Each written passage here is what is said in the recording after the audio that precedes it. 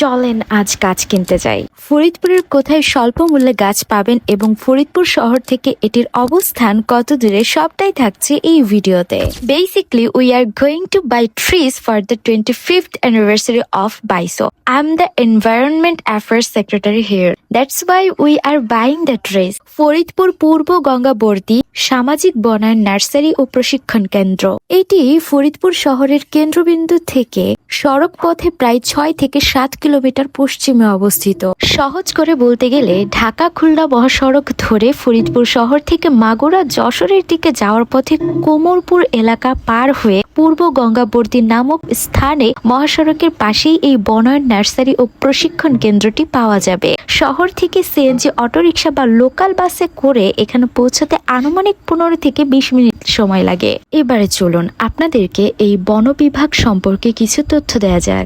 বাংলাদেশে মূলত 1981-82 সালে প্রথম প্রাতিষ্ঠানিক অংশীদারিত্বমূলক সামাজিক বনায়ন কার্যক্রম শুরু হয়। পরবর্তীতে এশীয় উন্নয়ন ব্যাংক এর সহায়তায় দেশব্যাপী যখন উপজেলা বনায়ন ও নার্সারি উন্নয়ন প্রকল্প হাতে নেওয়া হয়, তখন মাঠ পর্যায়ে এই ধরনের প্রশিক্ষণ কেন্দ্রগুলো ব্যাপকভাবে সংস্কার ও নির্মাণ করা শুরু হয়। ধারাবাহিক প্রশাসনিক সংস্কারের অংশ হিসেবে রংপুর, পাবনা, কুষ্টিয়ার সাথে ফরিদপুরেও সামাজিক বন বিভাগ এবং এর অধীনস্থ এই আঞ্চলিক কেন্দ্রগুলো পূর্ণাঙ্গ রূপ পায়। সেই হিসেবে এই অবকাঠামোটি 1980 এর দশকের শেষ ভাগে কিংবা 1990 এর দশকের শুরুর দিকে নির্মিত ও সক্রিয় হয়েছিল।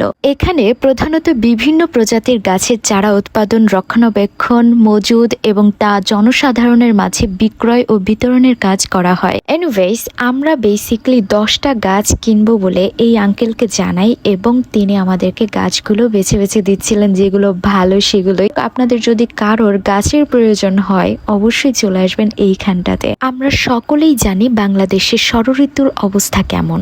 যখন বৃষ্টি হওয়ার কথা তখন হচ্ছে না, আর যখন বৃষ্টি হওয়ার কথা না তখন ভারী বর্ষণ হচ্ছে।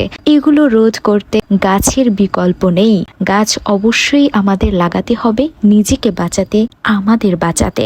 তাই সকলের প্রতি আমার অনুরোধ থাকবে, গাছ লাগান, পরিবেশ বাঁচান, সর্বোপরি পৃথিবীকে বাঁচান।